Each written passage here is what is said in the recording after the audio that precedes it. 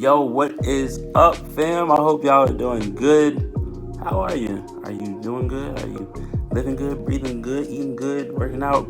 I hope so. I gotta keep it funky with my people and let y'all know that this week has been a bad week. I've been so busy and just have not gotten the chance to go grocery shopping. I tried to fit it in, and this week was a bad week of time management for me. So look, we got to be honest about our rises and our falls. But check this out, guys. If you have had a week like I have, don't worry about it. Let's get right back on the wheel and let's eat right, work out, and let nothing get in the way of that, because it is important, just like brushing your teeth.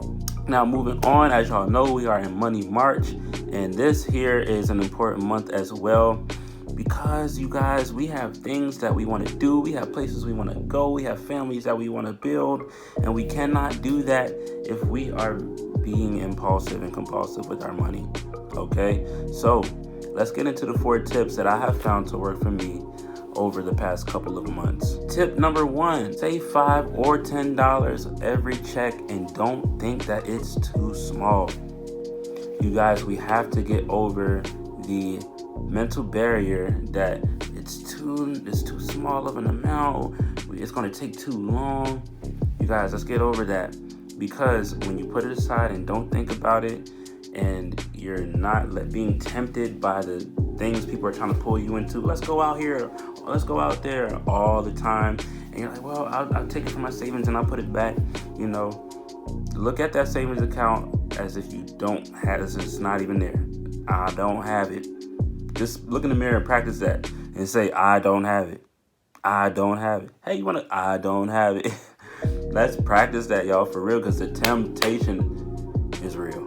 We all know that. But yeah, those are a few mental barriers that we have to get over if we're going to steward our money right. Like my pop told me, my mentor, he uses that word, stewardship. We have to move away from those mental barriers I just explained and move on to the mental servant of stewardship. Stewardship, having that mindset, serves us very well, because it makes us understand that our money is not to be thrown away, but it's to be used. And it is a tool that actually sustains and maintains our lives.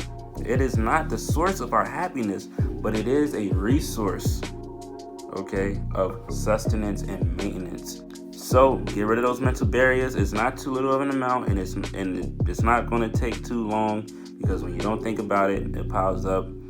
And not only that, other opportunities are going to open up for you, I'm believing for you, that are going to allow you to put more money away.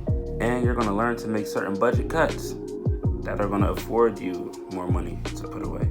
Tip number 2, use apps that help you, like Acorns. I'm recommending Acorns specifically because this app, when you put money into it, it actually invests the money that you put into it in different stocks of different companies. This really works, I'm telling you, because I put $5 a week into Acorns. 3 months later, I had $172. Not $60. If you do the math, if you put $5 a week away, it's only going to be $60 in 3 months. But I put it into Acorns and it invested my money, and when the value of those stocks went up, so did my money. You guys, if you don't know about stocks, a very basic understanding is this.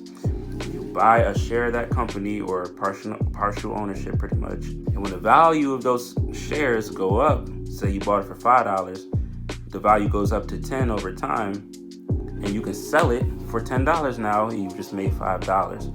And so that's what Acorns does for you. It automatically puts the money that you give them into stocks and increases your money. Sells your shares as the market increases and things like that.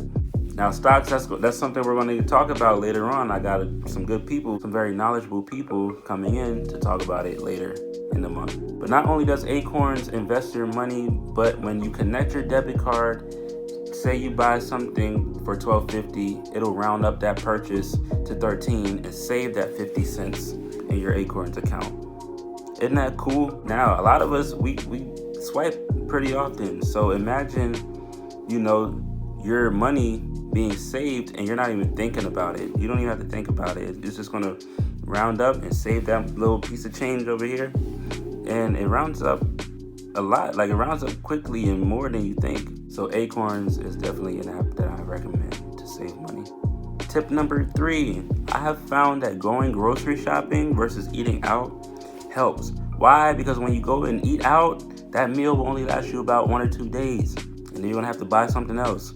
When you go grocery shopping, those supplies last for about a week or 2. And you can make different meals or the same meal over and over again for about a week or 2. Spending money on one meal that lasts me 2 days versus a whole supply of groceries that'll last me 2 weeks, I think I'm gonna choose that. And that also plays into your goal to stay healthy, you guys.